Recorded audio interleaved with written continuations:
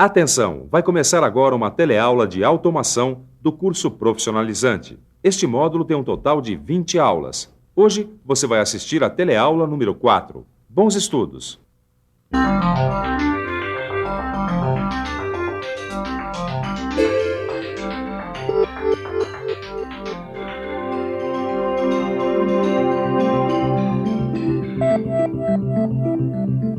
Você saberia dizer o que um simples liquidificador tem a ver com um robô? Bom, a resposta está aqui, nesse motor elétrico. É que tanto o liquidificador quanto o robô dependem do motor elétrico para funcionar. Agora você deve estar se perguntando, o que esse motorzinho tem a ver com o motor de um robozão super automatizado? Bom, isso você vai ficar sabendo na teleaula de hoje. Nessa teleaula, você vai ver como os motores elétricos funcionam e vai ver as diferenças e aplicações de alguns tipos de motores elétricos.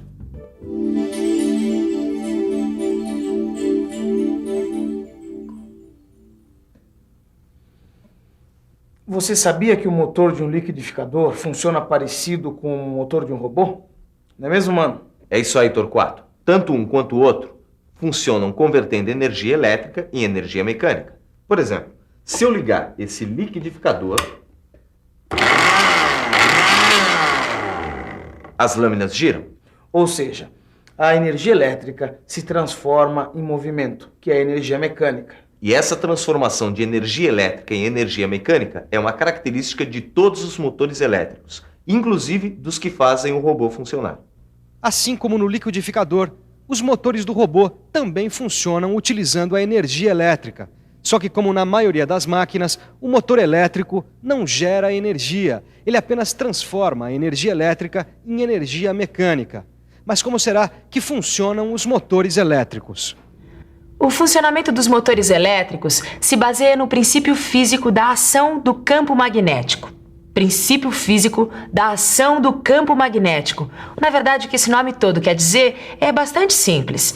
Há muito tempo atrás, alguns cientistas observaram que existem espaços com linhas de força invisíveis e que quando eles aproximavam fios desse campo com linhas de força, os fios passavam a ser percorridos por elétrons. Quer dizer, por causa dessas linhas de força, surgiu uma corrente elétrica nos condutores. Com a corrente elétrica, passa a existir uma força que atua sobre o condutor, fazendo com que ele se afaste da posição original. Olha só, movimentando o eixo. Mas nós vamos ver isso um pouquinho mais de perto.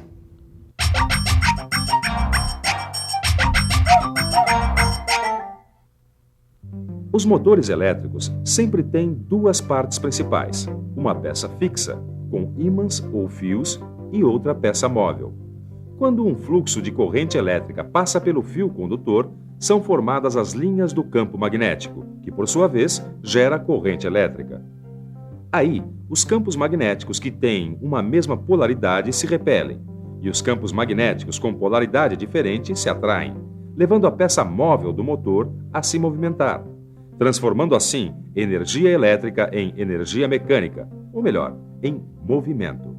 Você viu que o objetivo de um motor elétrico é sempre criar algum tipo de movimento. Seja o movimento que faz as lâminas do liquidificador triturarem as frutas, seja o movimento que faz o robô se mexer. Você viu também como é o funcionamento básico de um motor elétrico. Vamos dar uma olhada agora no jeitão das peças de um motor. Essa peça, por exemplo, é o estator, a tal da parte fixa do motor, que normalmente tem campos magnéticos fixos ativados por esse eletroímã, que são fios enrolados como bobinas.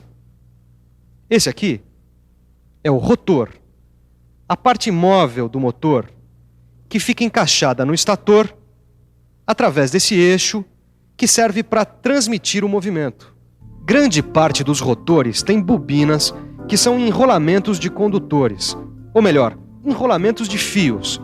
Quando as bobinas são percorridas por correntes elétricas, elas criam linhas de campo magnético, e por causa da polaridade do campo magnético do rotor, ele se movimenta girando.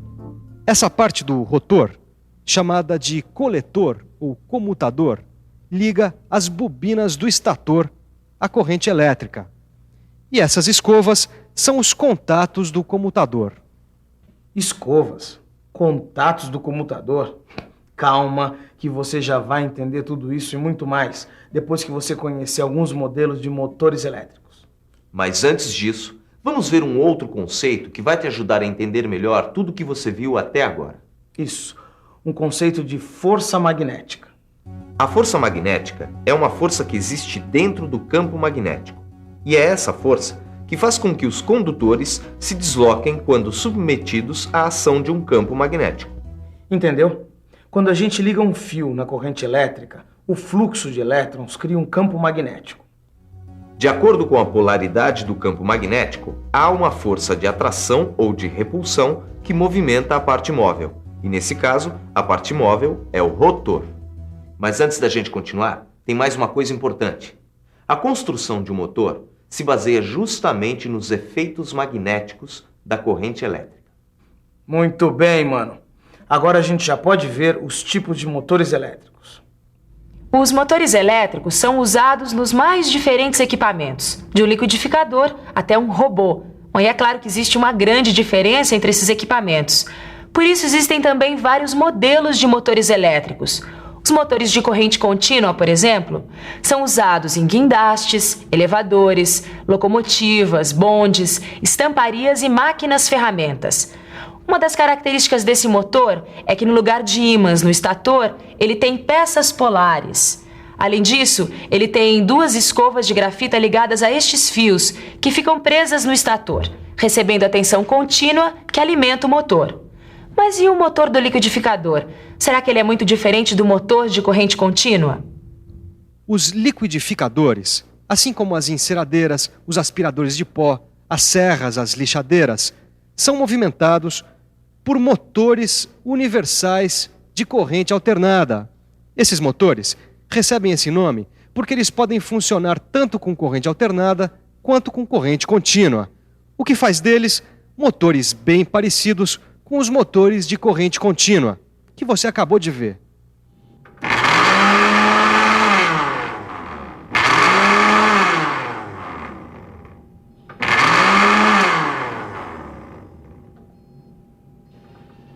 Os motores universais são utilizados no liquidificador, no aspirador de pó, na enceradeira. E os motores de corrente contínua são utilizados para levantar cargas pesadas. Mas e as cargas leves? Como será um motor que move as cargas leves?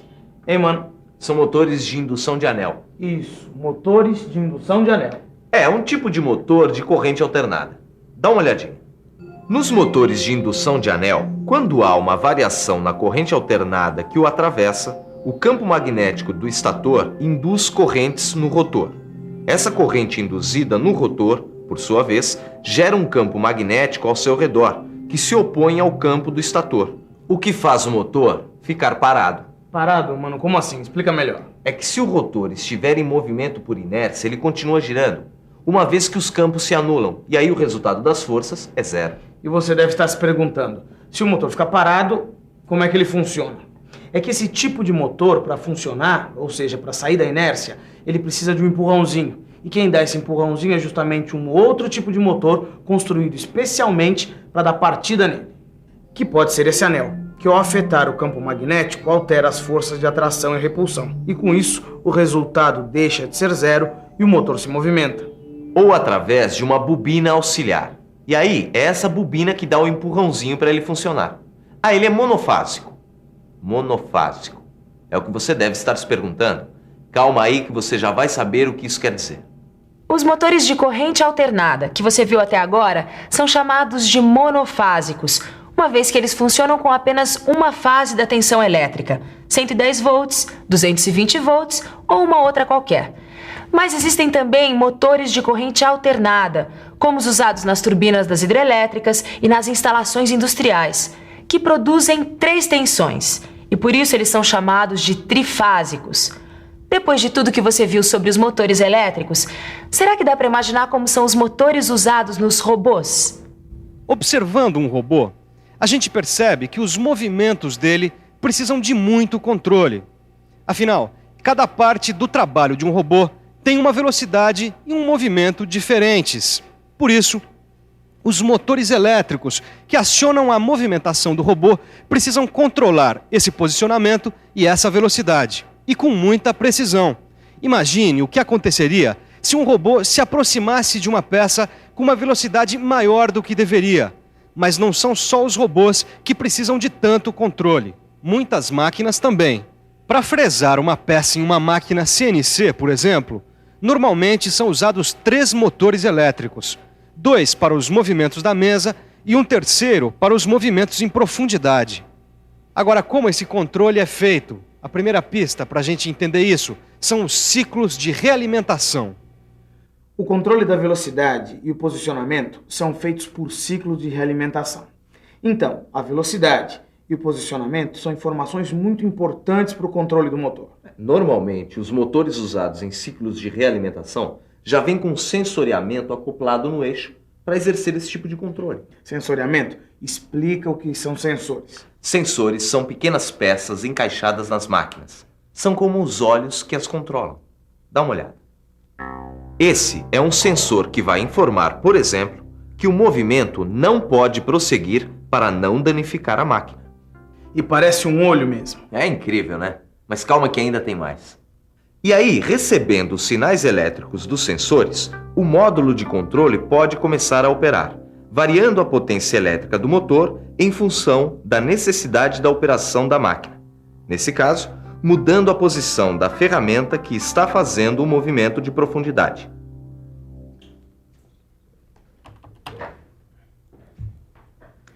E aqui finalmente o computador entra na nossa história. É um computador que normalmente compara os valores das tensões elétricas e do controle de tempo para saber quando e como mudar a operação da máquina. Mas é claro, para fazer todos esses cálculos, o computador precisa de um programa especial. Isso, um programa especial que seja capaz de receber os sinais mandados pelos sensores, comparar esses sinais com valores pré-estabelecidos e finalmente devolver os sinais que vão controlar o motor, fazendo o motor acelerar, desacelerar, parar. É isso aí, tudo isso através dos ciclos de realimentação. Só que os ciclos de realimentação realizados com sensores, na verdade, são bem mais complicados do que parecem. É que, para girar um motor até uma posição determinada, com uma velocidade controlada, são necessários equipamentos bastante sofisticados. Por isso, existe um outro tipo de motor para essa função. É como esse que está funcionando aqui. É um motor de passos, que gira a partir de combinações pré-estabelecidas e funciona com corrente contínua pulsante. Para que esses motores funcionem, basta informar quantos passos darão para atingir a posição desejada. E a sua velocidade é controlada pela frequência dos sinais que definem os passos. Só que, apesar de tão sofisticados, os motores de passos ainda têm uma potência bastante pequena. Por isso, eles normalmente são usados em impressoras ou em acionadores de discos de computadores, e também em robôs que transportam cargas leves ou máquinas ferramentas CNC de pequeno porte. Então, deu para entender o que um liquidificador tem a ver com um robô? E atenção, se liga aí que é hora da revisão. Na teleaula de hoje, você viu que a base do funcionamento dos motores elétricos são os efeitos magnéticos. Viu que todos os motores elétricos possuem uma peça fixa, que é o estator, e uma peça móvel, que é o rotor. E viu que alguns motores funcionam com corrente alternada e outros com corrente contínua. Bom, o negócio agora é estudar. E no seu livro você vai encontrar muito mais coisas sobre motores elétricos. Até a próxima. É.